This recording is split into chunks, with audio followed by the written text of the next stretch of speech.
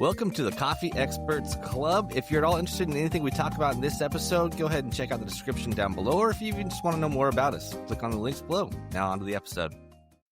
Yes, Coffee Experts Club. What's going on, boys? What's up? Dude, for those of you who are not watching on video on YouTube, just so you know, Drew's new haircut, sexy, looking good. Love it. The local guy here, his name's Alex. If you're ever in San Ignacio, look him up. That's it. So we are going to talk about something very pertinent to every coffee shop owner that's ever opened a coffee shop, probably today. And that is, what do you do when your employees suck? Oh, it's not how I would have phrased it, but it is the essence of the message. I mean, obviously, right? We all have employees that we love. We all have employees that do right by us. We all have employees that work hard, right? Those are the ones that you want to invest in, right? That makes you feel good. You take them to fun things. You go and do excursions. It's worth investing in. The more you give them bonuses, like we've talked about a lot on this show, incentive matrices, right? Those are the ones that feel really good to incentivize with money or a promotion or all those things. But what about the ones we experienced this today that call out right before a shift and don't give you any notice, and they're like, hey, our time with you is done, sorry, bounce, and then it like leaves you high and dry. I think we live in an industry, coffee lives in an industry where we're hiring kids, right? Like most of our baristas are 18 to 21 years old, right? And they're young in life. They don't have a lot of life experience, and they can do really childish, dumb things, especially down in Belize. We've seen it happen over and over again, where we've really invested in this barista and poured a lot of time into them and given them some cool opportunities, but like in the end, they still bounced. And what do you do? Like, how do you fix that? How do you mend that in your culture? How do you make that so it doesn't leave a crater in your store when that person bounces out and now everybody's in a scramble? What do you guys think? That is the $1,000 question. the question that nobody has been able to answer yet in the lifespan of this industry.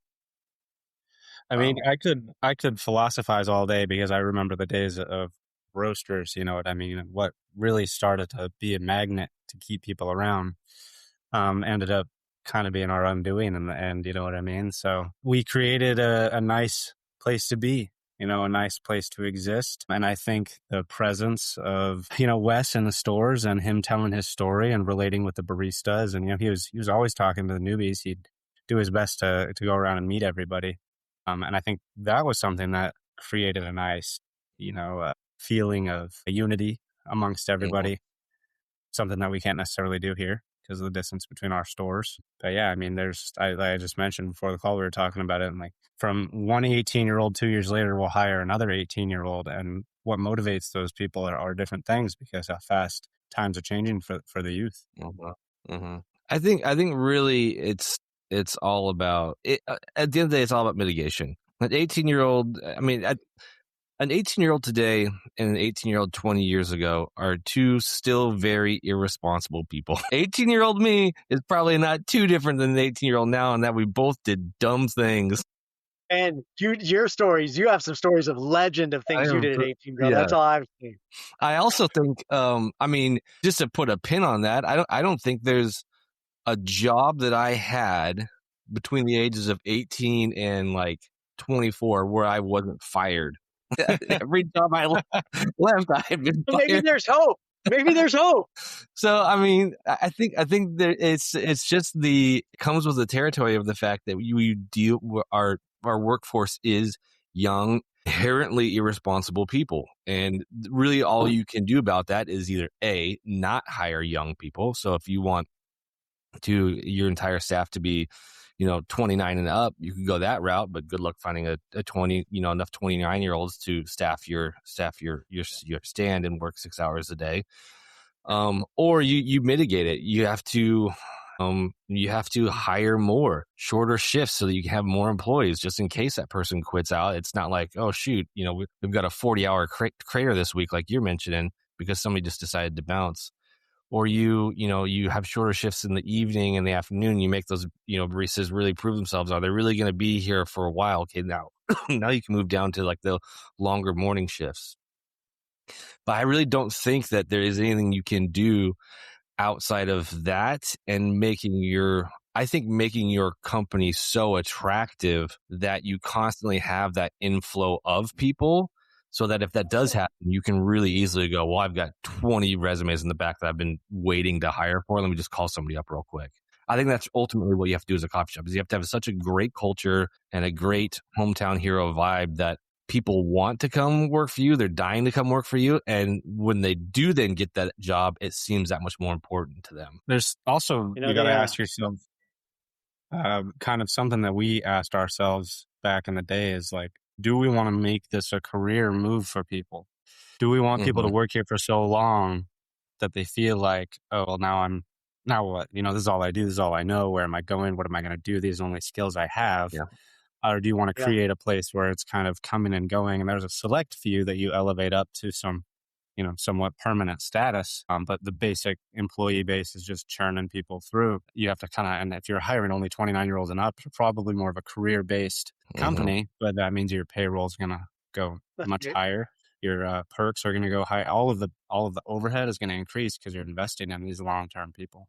Mm-hmm.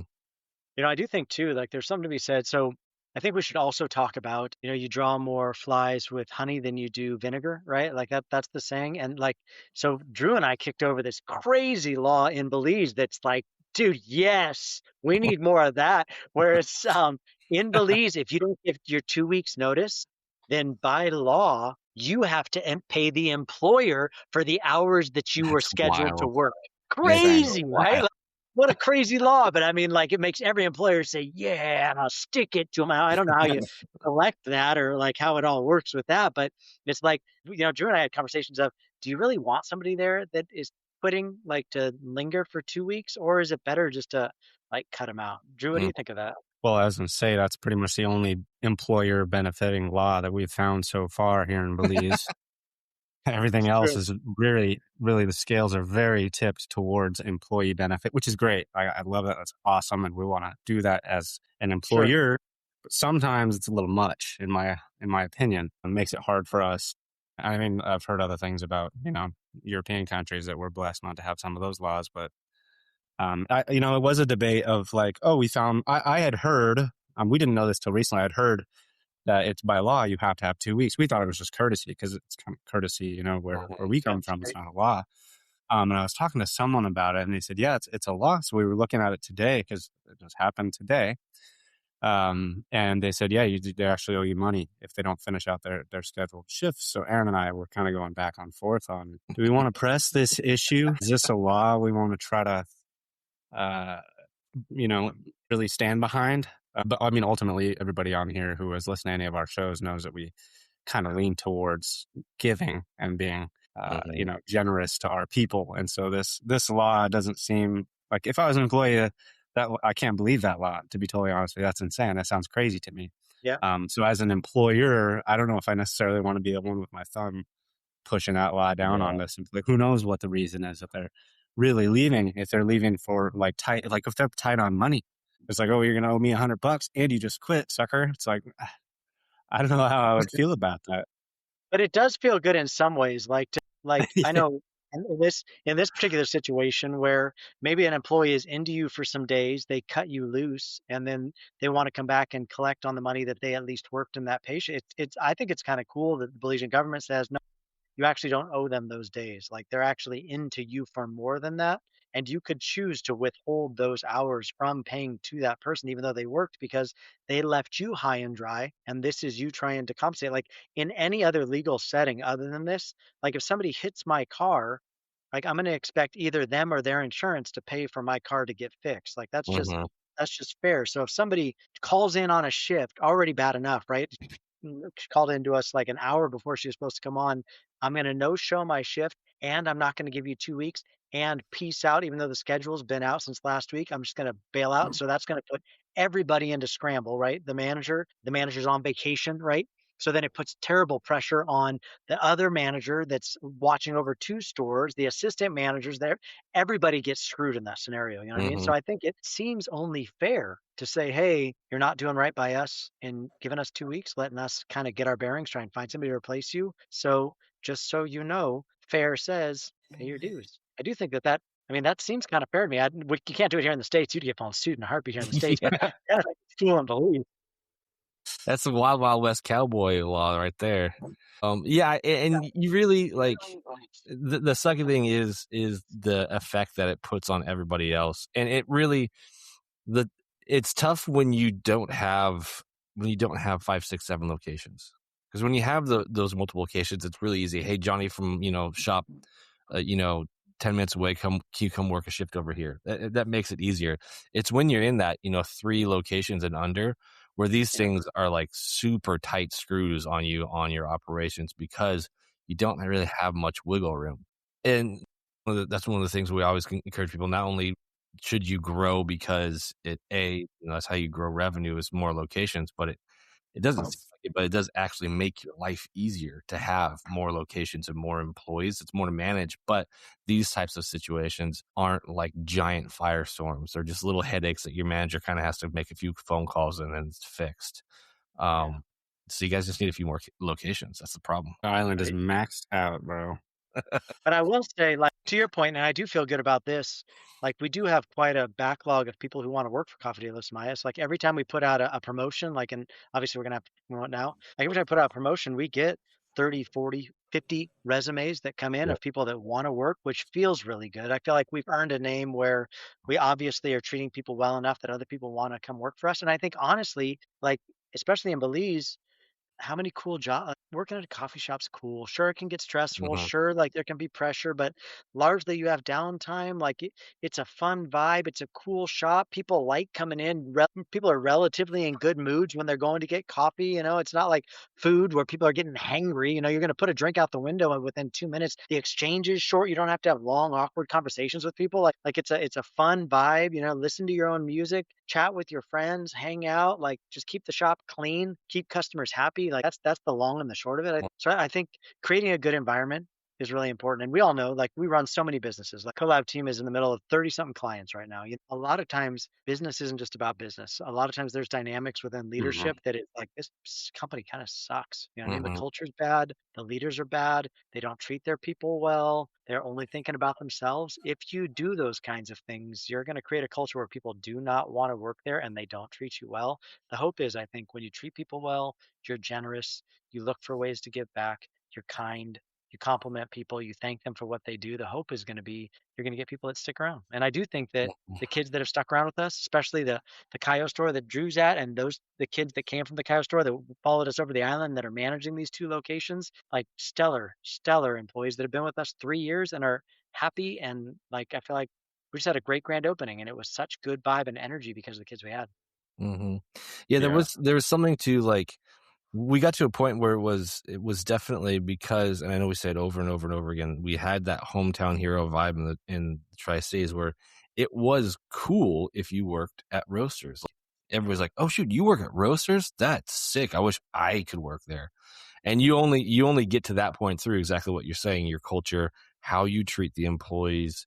You know, are you listening to them when their managers are doing reviews with them? They say, "Hey, we're overworked. We don't have enough people on bar." Like, are you Yep. creating good culture? Are you listening and you're keeping your employees happy? If you do that and you couple that with being a company whose customers constantly rave about them, you make your company cool to work for. And if I'm an 18-year-old kid and I can either go work at the car wash and stand there and wipe down cars all day in the hot sun, or I can go work for a coffee shop that everybody freaking loves and it's cool if you work there, then I would rather work at that coffee shop and probably stick around for a while, until you inevitably end up firing me because I show up late too many times for work, which has happened to me quite a few Yeah, times. and I mean, part of that I think is having a healthy, dynamic foresight to the business. Now, obviously, we're growing; we want to grow, so that's exciting. But let's say we're done growing here in Belize. Let's say we have our max out of stores we can have here. Then what? Then we have to have a plan. We have to have a vision to speak towards the baristas. Okay, this is what we're working on. This is how we're going to expand our business internally. For roasters, we were always expanding externally, which was great. That was great for the story. That was great for the vision. That was great for motivating the baristas, because it's like, okay, you might be happy just being we had one guy who was happy to just be our 24-hour closing guy, right? You could be that guy. Really low stress, really low ask from the business on the barista. You could be that guy. Or Yeah. you could be in a really high stress, high demand environment. And there was everything in between. Mm-hmm. And so you kind of had a pipeline of where you can place people based on their desire to learn, to grow, or their desire to just have enough money to go drink on the weekends. So when you're speaking, and I mean, Wes was great at that. He'd vision cast, and not everybody liked to hear what he had to say all the time, but he was good at painting a picture of this is where we're going. And if he didn't do a good job of it, our leaders did a good job of translating things down to, everywhere from the managers all the way to the closers. This is what's possible if you want it. And if you don't, you're perfectly good to stick around where you're at. And I think having those options within the business made the baristas happy. That's a really good point. Actually, it's something I never thought of. Are you putting too much pressure on your employees in that we have to grow, and you have to perform? When I was that night guy who was like, I'll just work afternoons. I don't have to wake up until 10:30 every day. I can go out and party every night. Like, I don't want more responsibility. I don't need more. Eventually, I got older and So realized. funny that you say that. You became the top of the food chain. That's so funny. But I mean, that's how I was at 21. Like, if you can create space for those people, and then hopefully, if they stick around in your company long enough, they might actually grow up and mature and be like, oh wait, actually, maybe I do want to make more than just minimum wage and tips. Maybe I do want a career. Maybe I've liked working here so much because you've molded your company around the type of person that I am, that I want to stick here and I actually want to make your company better. I want a career. So it's a really good point. Like, not everybody has to be an opening morning barista. And if you can tailor positions inside your company for each of those people, we had guys who all they wanted to do was just drive around in the evenings and fix machines at shops. They didn't want to be a barista. It's way too high stress. Just let me come in and like fix the machines while shops close. Great. We can create that position and we hold that person because maybe they're not an asset on bar, but they sure as heck are an asset when the shop's closed and the machine isn't working. So if you can find those positions in your shop, then maybe you won't lose that person because they're just burnt out because it's too high stress, because that's just not the personality they are. That's good. And I think that let's talk about for a minute as we close.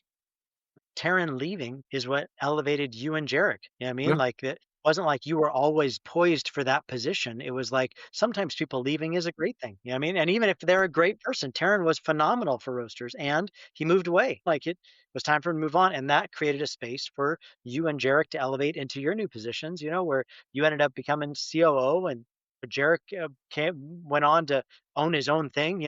He's got swag in the Tri-Cities now, and it's kick-ass. But I think that so I do think that's a good point for us to end on, and that is that sometimes it's not always for now, right? We're investing in this next generation, like for the hope of turning out Ben Clatterbucks, man, like turn out Drew Moody's. Drew was a long hair hippie kid, like that came up through the ranks and ended up running the biggest store and then running 7 stores and then going out and starting a crazy first drive-through coffee in the country of Belize, like crazy stuff. And so I think that as you're investing in people, look for the people that they're at. And I do think that was a good word too. Like, sometimes they're just not ready yet. You weren't ready yet at 21, Ben, but little did we know you'd become the COO of like a 15 store coffee chain, and a roastery and exit to a big shop like BlackRock. I mean, that's a great story to tell. And it's led you to go on and consult a lot of other businesses and do a lot of other powerful things. So I think good thing for us to And a good gauge is Ben had long hair when he started. I had long hair when I started. Once those kids cut their hair, they're ready for more. They're ready to move on. Right. What about when they lose their hair? Like, what is that? What's that part? Yeah. When they lose their hair, they're getting ready to start their own business. Awesome. All righty, guys. Well, thanks for joining me for Coffee Experts today. Coffee Experts, thanks for tuning in, and we'll hang out with you guys again, same place next week. See you then. Thanks, guys.